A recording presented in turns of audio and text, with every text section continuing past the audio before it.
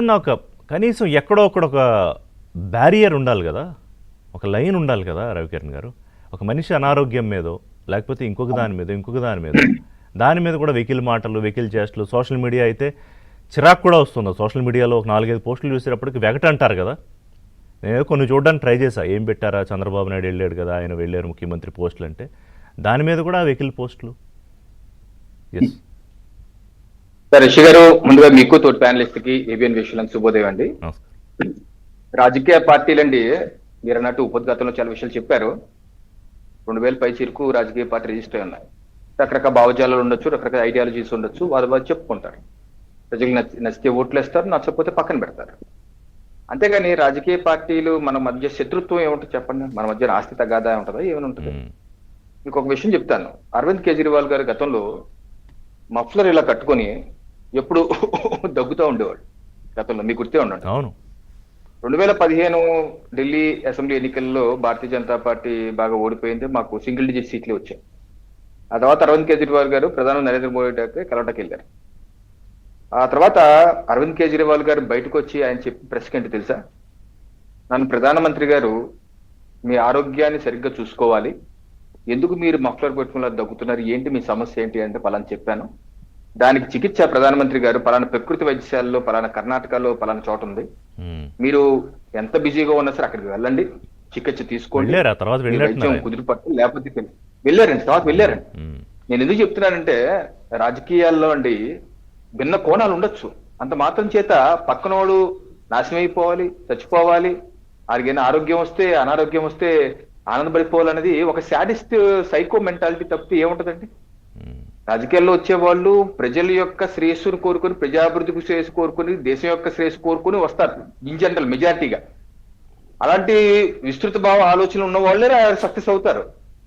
కాకపోతే ఇక్కడ జరుగుతుందండి వైసీపీ పార్టీ. ఈరోజు చంద్రబాబు నాయుడు గారు ఊళ్ళో అంటలేదు, ఒక స్థాయి లేనటువంటి వ్యక్తులతో రాజకీయాలు చేస్తున్నారు, అటువంటి వ్యక్తులతో మనం పోరాడాల్సి వస్తుంది అంటే అంతే. అంబటి రాంబాబు గారు నిన్న మొన్న ఇచ్చిన స్టేట్మెంట్లే, రాముడే గెలుస్తాడు, ఎప్పటికన్నా రావణుడే గెలుస్తాడు. ఏంటండి అది? మీకు బుద్ధి జ్ఞానం ఉందా? రావణుడే గెలుస్తాడా? ఏ యుగంలో అన్నా, ఏ కాలంలో అన్నా, ఏ తరంలో అన్నా రాముడి మీద రావణుడు గెలవలేడు, గెలవజాలడు. మీ తండ్రి గారు అలాగే అనుకున్నారు కాబట్టే మీ పేరు అంబటి రాంబాబు అని పెట్టారు. లేకపోతే మీలాగా అనుకుని ఉంటే అంబటి రావణ బాబు అని పెట్టుండ్రు. అవును. మీ తల్లిదండ్రులకు ఉన్న విఘ్నత మీకు లేకుండా పోయింది. ఎవరన్నా రావణుడు అని పేరు పెట్టుకుంటారండి ఎవరన్నా? అలాంటిది మీరు రావణుడే గెలుస్తారని చెప్పి అంటారా? నిన్నేమంటారు? భుజాలు ఏం మోస్తాడు, భుజాలకి ఏం నొప్పి వచ్చిందో. మొన్న వాళ్ళ అమ్మకి బాగాలేదని తురుని వెళ్ళిపోయాడు, ఇప్పుడు ఆయన బాగాలేదు తురుని వెళ్ళిపోయాడు. ఏం మీకేమన్నా మీ ఓటమి తర్వాత మీకు మీ పార్టీకి కనీసం మేన్మతి ఇంగిత జ్ఞానం కూడా కోల్పోయారా? I'm sorry to say this. అంటే సహజంగా ఉండే ఒక మనిషితనం ఉంటుంది కదా, మంచితనం వదిలేండి, మనిషితనం కూడా పోయినట్టుంది. మానవత్వం ఉండాలి కదా సార్, మంచితనం అక్కర్లేదు. మానవత్వం, మనిషికి పశువుకు తేడా ఏంటి చెప్పండి? ఇప్పుడు పశువులు మాట్లాడలేవు, మనం మాట్లాడగలం. పశువులు కూడా కొంచెం ఫీలింగ్స్ ఉంటాయి, మనకి ఇంకా ఎక్కువ ఫీలింగ్స్ ఉంటాయి అనుకుందాం. ఆ ఫీలింగ్స్ కూడా లేకుండా మాట ఇచ్చారు కదా, పశువులు లేని మాట దేవుడు నీకు ఇచ్చారుగా మాట. మాట నాలుగు స్వాధీనం అయితే నరలోక స్వాధీనం అవుతుంది పెద్దలు చెప్తారు. కాలు జారినా తీసుకోగలవరా అబ్బాయి, నోరు జారి తీసుకోలేవురా అన్నారు. ఈరోజు అంబటి రాంబాబు గారు నోరు జారారు, నాలుగు స్వాధీనం లేదు. ఇప్పుడు ఎవరు నష్టపోతారు చెప్పండి? ఇటువంటిది సమాజం, సభ్య సమాజం క్షమిస్తుందా? పవన్ కళ్యాణ్ గారు, మనం కూడా ప్రజలు కూడా ఆలోచించుకోవాలి. అంబటి రాంబాబు గారు కూడా, పవన్ కళ్యాణ్ గారు కూడా, లేకపోతే మీరు కానీ నేను కానీ ఎలాగే రక్త మాంసాలతో ఉన్నాం, ఆయన కూడా అలాగే ఉంటారు. అంతే కదా. ఎవరైనా సరే మన మీద వచ్చి పడితే మనకి ఎలాగ నరాలు గాయాలు పడతాయో అలాగే వారు కూడా గాయాలు అవుతాయి. వారు ఒక స్టార్ గా ఉన్నారు, తర్వాత ఒక స్టార్ పొలిటీషియన్ గా ఉన్నారు, వారి మీద ఒత్తిడి ఉంది. ఉండేది కాదు, ఉండదు. చేతులు పట్టుకుని లాగేసి అనేక సందర్భాల్లో వారే స్వయంగా పవన్ కళ్యాణ్ గారు ఒక సభలో చాలా స్వయంగా చెప్పారు, నాకు ఇలా భుజాలు పట్టుకుని లాగేస్తున్న వల్ల నాకు భుజాలు వీక్ అయిపోయినాయని చెప్పి ఆయన కూడా చెప్పారు, గతంలోనే చెప్పారు. నాకు సర్జరీ చేయించుకుని ఎప్పటి నుంచో పెండింగ్ లో ఉందని. ఇటువంటి ఇబ్బంది ఫిజికల్ ఆయనకి కూడా చెయ్యే కదా, మనకి ఎలాగ నాడులు నరాలు బోన్స్ ఉన్నాయో అదే దాంతో ఆయన తయారయ్యారు. ఆయన ఏమన్నా రోబట్టే ఏంటి? ఏమి వ్యాధులు రాకుండా ఉంటాకి, ఏం సోకకుండా రాటాకి?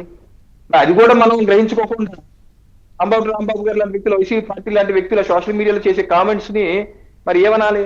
సైకో బ్యాచ్ అనకుండా ఏమన్నా చెప్పండి అటువంటి వ్యక్తిని. ఈరోజు బత్సలకూరు జోసెఫ్ ని భుజాన్ని వేసుకుని తిరుగుతున్నారు. మన రిమాండ్ రిపోర్ట్ లో ఇది remand report sir. Hmm. Remand report Bachchalakuru Joseph alias Ravan Kamma అని ఉంది. ఈ కమ్మ క్యాస్ట్ కమ్మ అని ఉంది. 37 years. ఫాదర్ నేమ్ ఏమో చిన్న డేనియల్. చిన్న డేనియల్ 37 years, క్యాస్ట్ కమ్మ అని ఉంది. ఈ కమ్మ చూడంగానే ఆ రోజు కొడల నాని గారిని దించేశారు. బచ్చలకూరు జోసెఫ్ చౌదరి ఆయనకి మాకేంటి సంబంధం, వైసీపీ పార్టీకి ఏంటి సంబంధం అసలు, ఇది తెలుగుదేశం పార్టీ విసిన అస్త్రం, కావాలని కమ్మ కాపుకి మధ్య పవన్ కళ్యాణ్ గారు తిట్టించి అలా చేస్తున్నారు అని చెప్పేసి అన్నారు. మళ్ళీ పేరు ఫిరాయించేశారు. ఆ జోసెఫ్ ని జగన్ కాపాడపోతే వాటికన్ సిటీ నుంచి ప్రాబ్లం వచ్చేస్తారని చెప్పుకొని అనుకుంటున్నారు. మళ్ళీ దిగిపోయి మళ్ళీ ఈయనకి సపోర్ట్ గా నిలబడటం ఈ రోజు మొత్తం బయటపడుతుంది. లీగల్ సపోర్ట్ అంతా వాళ్లే కదా. లీగల్ సపోర్టే కాదు, గతంలో ఇచ్చిన సపోర్ట్ కూడా వాళ్లే కదా. ఈ రోజు వాళ్ళ పార్టీ ఆఫీస్, వారి యొక్క కంపెనీ ఆఫీస్ ఎక్కడ ఉంది? వైసీపీ పార్టీ రాష్ట్ర కార్యదర్శి ఇంట్లో ఉంది. అది ఆ రూము ఏదైతే నాయుడు గారి పేరు చెప్పారో వాళ్ళు ఎవరు వైసీపీ పార్టీలో రాష్ట్ర కార్యదర్శిగా ఉన్నారని చెప్పేసి మీడియాలో కథనాలు వస్తుంది. రాష్ట్ర కార్యదర్శి అట ఎవరు పేరు మొత్తానికి ఏదో ఉంది, రాష్ట్ర కార్యదర్శి కథనాలు వస్తున్నాయి సబ్జెక్టు కరెక్షన్. మరి ఇది మొదటి నుంచి కుట్రపూరితంగా చేసింది ఎవరు? మరి వైసీపీ పార్టీ కాదా? వైసీపీ పార్టీయే కుట్ర. ఈ చెత్త రాజకీయాలకి, ఈ చెత్త దానికి, ఈ చెత్తను పోగేయించి ఈ తిట్టించింది కూడా. ఏదైతే దీనిలో రిమాండ్ రిపోర్ట్ లో రాశారో సనాతన ధర్మం అంట, ఈ జోసెఫ్ చెప్పిన మాటలు సనాతన ధర్మం, సన్ డాష్ ధర్మం. డాష్ అంటే పెద్ద బూత్ పదం ఒకటి ఉంది, ఇది పెద్ద బూత్ అంటారు అతనే చెప్పాడు.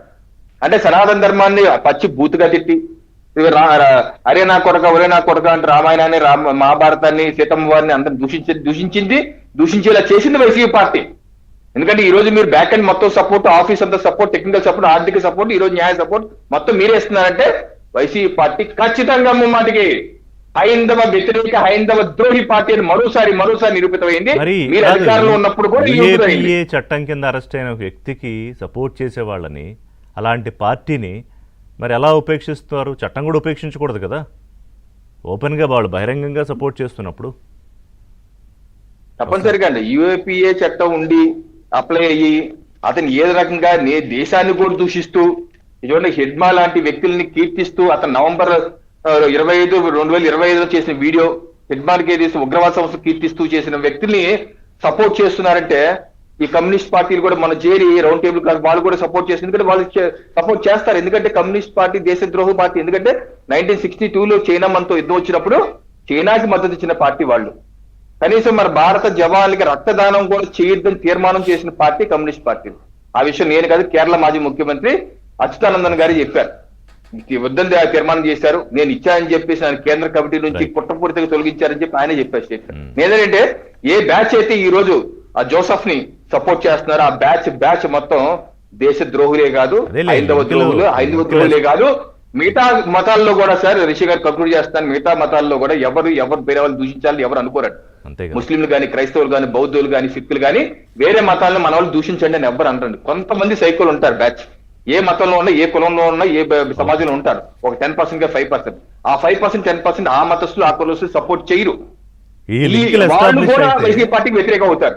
ఆ మెజారిటీ సెక్షన్ ఎవరైతే దీన్ని ఇష్టపడరో, మత విద్వేషాన్ని రెచ్చగొట్టే విధంగా చేస్తున్న వ్యక్తులు, Article 25 లో మత స్వేచ్ఛ ఉందండి. 26, 27, 28 లో ఏ రకంగా మిగతా మతాలను దూషించకూడదు, దూషిస్తే ఎటువంటి ఇబ్బంది వస్తాయి, సెక్షన్ మెజారిటీ ప్రజలు కూడా హైందవులే కాదు, మెజారిటీ మత ప్రదేశాలు కూడా వైసీపీ పార్టీ మత ఎవరైతే